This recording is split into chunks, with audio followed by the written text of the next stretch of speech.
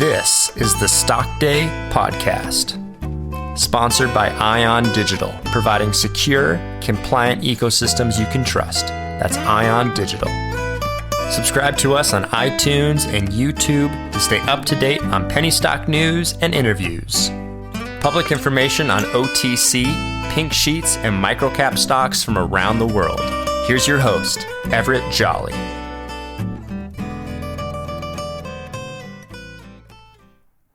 On today's show, I'm bringing back a returning guest. Last time he was on my show was January of this year, and I'm talking about no other than U.S. Nuclear Corp. They trade on the OTCQB under the ticker symbol UCLE. With us today is the CEO of the company, going to bring us up to speed, Mr. Bob Goldstein. Bob, welcome back to the show. Thanks, Everett. It's great to be with you. Before we get started on the Q&A, I got some new listeners out there. Tell them what U.S. Nuclear Corp is all about and what you guys do. Sure. U.S. Nuclear is basically a sensor company. We make detectors for chemicals, for biological hazards, for radioactive hazards, and our main thing is looking for clean air and clean water so that people can live safe. And so that's our business.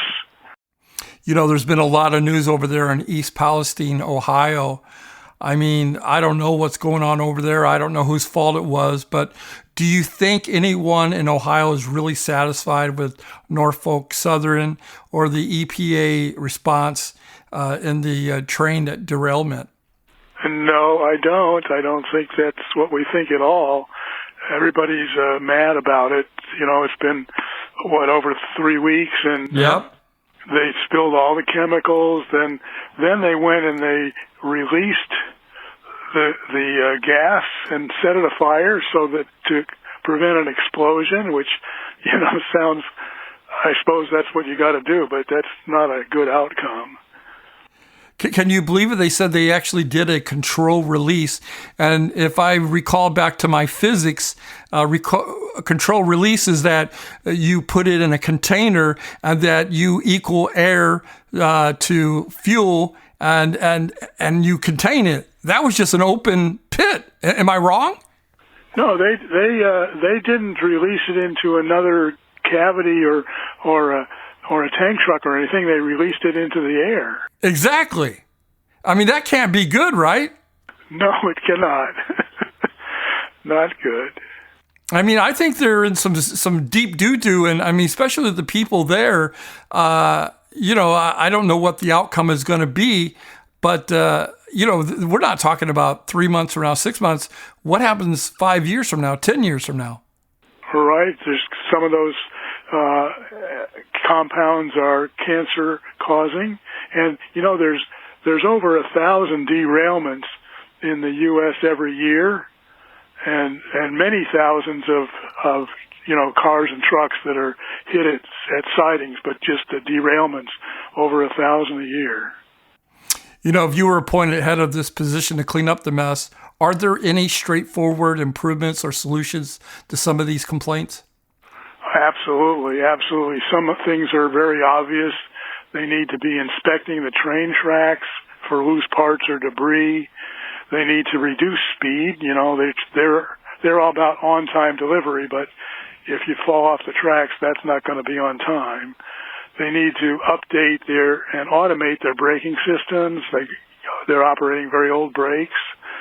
And they need sensors to detect tilt, shifting load, loss of traction, but they need proper label. This train was not labeled toxic or explosive because it had some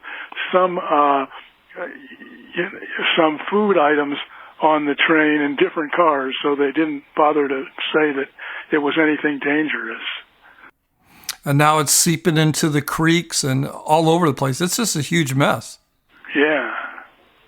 How would U.S. nuclear products help to mitigate the future accidents, not only in Palestine, Ohio, but across the world and across the United States?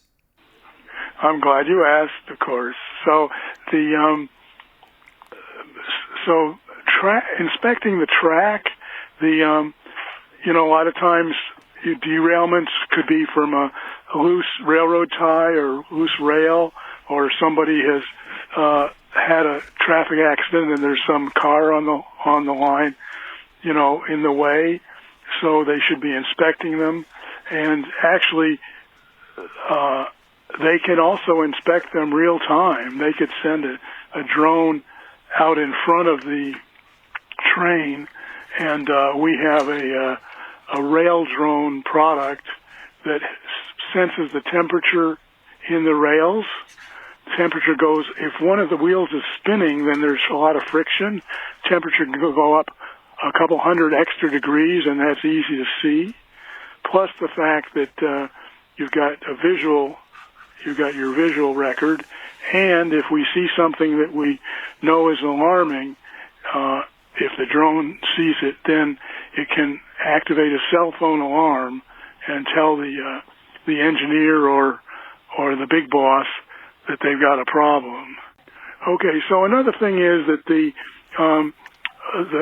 first responders that came out to look for this, they were looking for VOCs, volatile organic compounds, and to see, that's sort of the thing. Mostly that's things that you can smell anyway, but there's hundreds of different chemicals that can be released.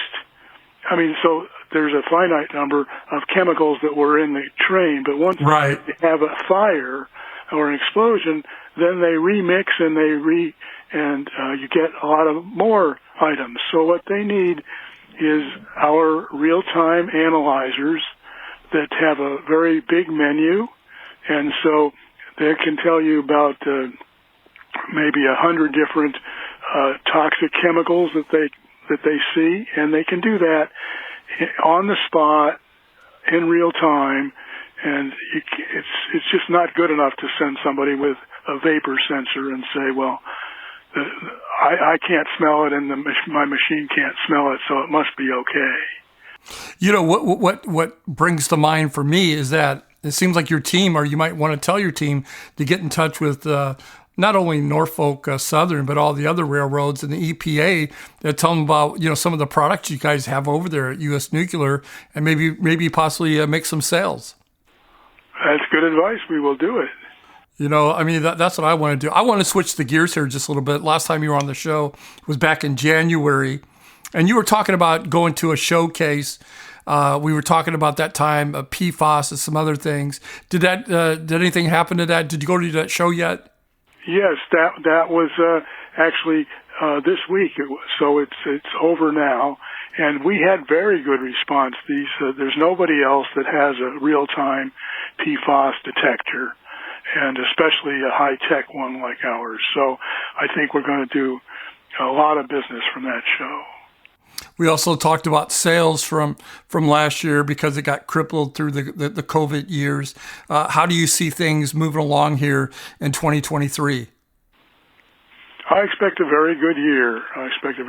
I'm hoping to be back up to, our $3.5 million a year standard, and then be rising above that in the following year. Bob Goldstein is my guest today here on Stock Day Media. He is the CEO of U.S. Nuclear Corp. Look him up. You can find him on the OTCQB under the ticker symbol UCLE. Bob, I'm going to give you the last word. What is it that you want my listeners, your stockholders, to take away from this interview today? Well, I think the thing is that the world is a dangerous place, and you need good sensors, handheld sensors, drone-mounted sensors, on robots, whatever. You need good sensors to keep safe in case of bad guys or accidents. And people are back in the stadiums watching sports and stuff like that. There's a lot of places where bad things could happen, and they should buy our detectors. I appreciate it. Bob, thank you so much for coming on the show. I'm a big fan of what you're doing out there. Keep doing what you're doing. Keep us safe. U.S. Nuclear Corp. Look them up. They're on the OTCQB under the ticker symbol UCLE. Bob, hopefully you'll come back on the show in 30 or 40 days. Give us an update. Of course. Thanks. This program is entirely sponsored and produced by La Jolla Media LLC, which is responsible for the content. The opinions and information provided on this program are for educational and research purposes. Stock Day encourages all listeners of this program to do their due diligence and research when determining investment strategies that will work for them, or to seek the assistance of an investment professional.